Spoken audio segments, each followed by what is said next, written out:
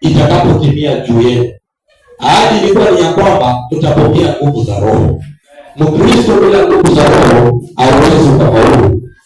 Kwa hivyo walichukuana wote wakaenda katika nyumba ya Bwana, watu 500 wakaomba. Watu 380 walichoka, wakakata tamaa, wakaondoka. Wakabaki watu 120 wenye umoja, wenye lengo moja na nia moja, wakadumu katika maombi.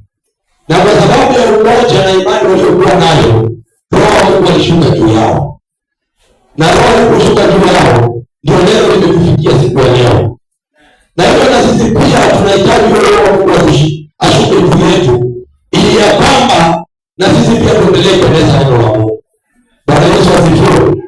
Kwa hivyo Roho alishuka kwa sababu ya umoja ya wapenda 120. Na sisi kama kanisa tunahitaji umoja ndipo kanisa lisimame. Bwana Yesu asifiwe. Bila umoja hatuwezi tukasonga. Bila umoja katika familia hatuwezi tukasonga. Bwana Yesu asifiwe.